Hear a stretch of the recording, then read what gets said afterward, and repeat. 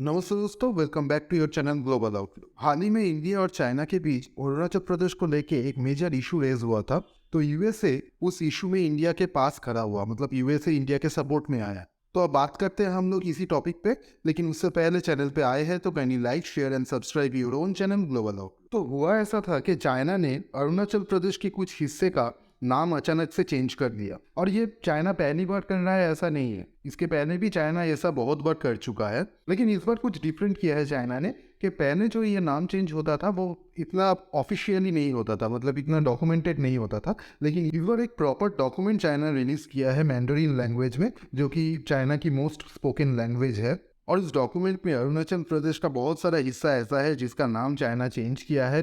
Mandarin language में वो नाम वहाँ पे मेंशन है और उसके साथ साथ उसका कोऑर्डिनेट भी मेंशन है, मतलब कौन से एरिया में वो जगह है, वो कोऑर्डिनेट जो होता है ना, लैटिट्यूड लॉन्गिट्यूड वाला, वो भी वहाँ पे मेंशन हुआ है। इंडिया ने चाइना का इस क्लेम को प्रॉपर्ली रिजेक्ट किया है। रिजेक्ट करते हुए इंडिया ने बोला है कि इमेजिनरी कोई नाम सोच लेने से वो एरिया किसी का हो नहीं जाता है। तो चाइना का जो मूव है ये इंडिया प्रॉपर्ली रिजेक्ट किया है। उसके रिप्लाई में चाइना ने बोला है कि Zangnan is the proper territory of China. Zangnan Arunachal Pradesh को बोलते हैं वो लोग मैंडरिन में ना। जैसे कि मैंने पहले भी बोला है कि चाइना का ये पहली बार नहीं है कि अरुणाचल प्रदेश का किसी एरिया का नाम वो चेंज कर रहा है। तो इसके पहले भी चाइना ऐसा कुछ कर चुका है। लेकिन ना इस बार जो चाइना का एक एग्रेसिव मूव देखा गया है यहाँ पे, चाइना इस बार जो कर रहा था बहुत ही एग्रेसिवली इसका प्रमोशन कर रहा था। अरुणाचल प्रदेश का जो नाम चेंज किया है उसको बहुत ही एग्रेसिवली वो प्रमोट कर रहा था। तो यहाँ पे यूएसए अचानक इंडिया के सपोर्ट में आ गया है और यूएसए ने बोला है कि Arunachal Pradesh is the integral territory of India. और चाइना की तरफ से ऐसे किसी भी क्लेम को यूएसए सपोर्ट नहीं करता है। देखिए यहाँ पे यूएसए का जो सपोर्ट इंडिया की तरफ आया है ये बहुत ही मायने रखता है, क्योंकि यूएसए एक बड़ा नाम है, एक बड़ा कंट्री है और यूएसए का एक सॉफ्ट पावर भी है दुनिया में। यूएसए अगर कुछ बोलता है, अगर किसी के सपोर्ट में आता है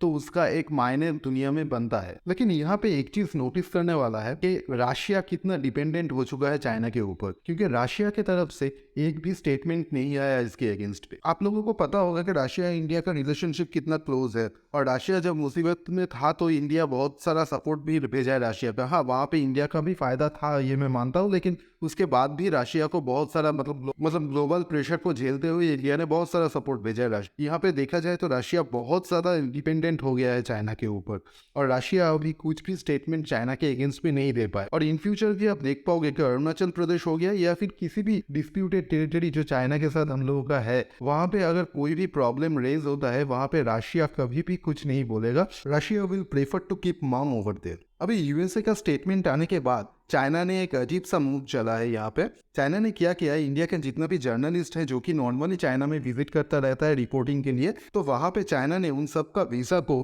कैंसिल करना शुरू कर दिया है। तो इंडिया का कोई भी जर्नलिस्ट अभी चाइना नहीं जा पाएगा रिपोर्टिंग के।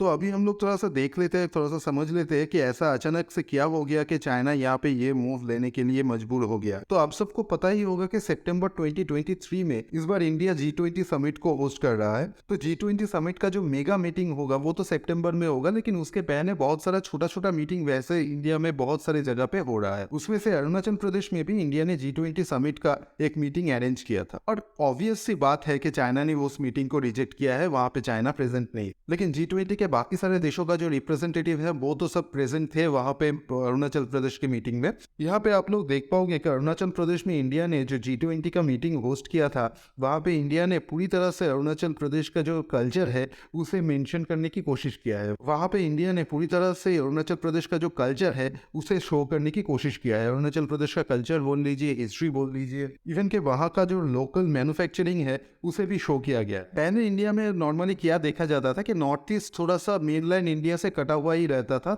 वहां पे मेनलैंड इंडिया से उतना खास कम्युनिकेशन नहीं था इन टर्म्स ऑफ एवरीथिंग। लेकिन अभी आप लोग देख पाओगे कि कुछ महीने के बाद वहां पे पीएम का विजिट होता है या फिर कैबिनेट मिनिस्ट्री से कोई भी वहां पे कुछ वक्त के बाद विजिट करता रहता है। तो in one word Arunachal Pradesh में इंडिया का एंगेजमेंट बहुत ज्यादा बढ़ गया है। और इसके बाद भी अगर आप देखें तो वहां पे फ्रांस भी इन्वेस्ट करने वाला है अरुणाचल प्रदेश के टूरिज्म सेक्टर में, या फिर जापान भी इन्वेस्ट करने के लिए राजी है अरुणाचल प्रदेश में। जापान ने तो यहाँ तक बोल दिया है कि वहाँ पे वो जापानीज लैंग्वेज को भी प्रमोट करेगा ताकि अरुणाचल प्रदेश का जो यूथ है वो जापानीज लैंग्वेज सीख पाए, वहाँ का कल्चर जान पाए और जापान में जाके नौकरी भी कर पाए, वहाँ से इनकम भी जनरेट हो। एक ये सारा प्लान इंडियन गवर्नमेंट का है अरुणाचल प्रदेश को लेके, और चाइना इसे डायरेक्टली सपोर्ट नहीं कर पा रहा है क्योंकि इसके पीछे भी एक रीजन है जो कि बहुत मेजर रीजन है। तो उसको लेके थोड़ा सा बात कर लेंगे हम लोग यहाँ पे कि देखिए चाइना का एक मेगा प्लान है। वो मेगा प्लान क्या है? देखिए हम लोग का मतलब इंडिया का जो अक्साई चीन एरिया है वो फिलहाल चाइना के कब्जे में है, ये सभी को तो पता होगा कि चाइना का जो अभी प्लान है वो प्लान ये है कि चाइना जो अरुणाचल प्रदेश में अपना क्लेम करता है वो क्लेम इसीलिए करता है क्योंकि देखिए इवेंचुअली एक दिन तो ऐसा आएगा कि इंडिया और चाइना टेबल पे बैठेगा और वहाँ पे जो डिस्प्यूटेड टेरिटरी है इंडिया और चाइना के बीच उसको लेके एक नेगोशिएशन होगा। तो जब ये नेगोशिएशन एक्चुअल में ऑन टेबल आएगा कि तभी चाइना के पास एक अपर हैंड होगा। तो चाइना वहां पे इंडिया को बोल सकता है कि ठीक है चलिए ये अरुणाचल प्रदेश और उसके साथ साथ जो डिस्प्यूटेड टेरिटरी है इंडिया के साथ चाइना का वो हम लोग फॉरगो करते हैं, उसके बदले में आप हमें अक्साई चीन दे दीजिए। एक तरह से चाइना एक स्वैप डील के बारे में सोच रहा है कि अक्साई चीन दे दीजिए, उसके बदले में अरुणाचल प्रदेश ले लीजिए। अरुणाचल प्रदेश में चाइना का कोई क्लेम नहीं होगा और अक्साई चीन में इंडिया का कोई क्लेम नहीं होगा। लेकिन अभी इंडिया जो मूव चल रहा है यहाँ पे, इंडिया क्या कर रहा है, जितना भी ग्लोबल पावर है, जितना भी ग्लोबल एंटिटी है, उन लोगों को अरुणाचल प्रदेश में इनवाइट कर रहा है। और अरुणाचल प्रदेश में अगर ग्लोबल पावर, ग्लोबल एंटिटी का इन्वेस्टमेंट चालू हो गया तो वहां पे इंडिया का क्लेम भी बहुत स्ट्रांग होगा। और यूएसए, फ्रांस, जापान जैसा मेजर कंट्री अगर अरुणाचल प्रदेश को इंडिया का इंटीग्रल टेरिटरी मानने लग जाए तो वहां पे चाइना का क्लेम भी बहुत कमजोर हो जाता है। तो चाइना वहां पे ये स्वैप डील जो है, स्वैप प्लान जो है चाइना का, वो यहाँ पे इफेक्टिव उतना रहता नहीं है। चाइना के हाथ में कुछ रहेगा ही नहीं जिसके अगेंस्ट में वो अक्साई चीन को मांग पाए। और अक्साई चीन चाइना के लिए आज के डेट में बहुत ज्यादा इंपॉर्टेंट, क्योंकि ये तिब्बत का जो साउदर्न पार्ट होता है ना,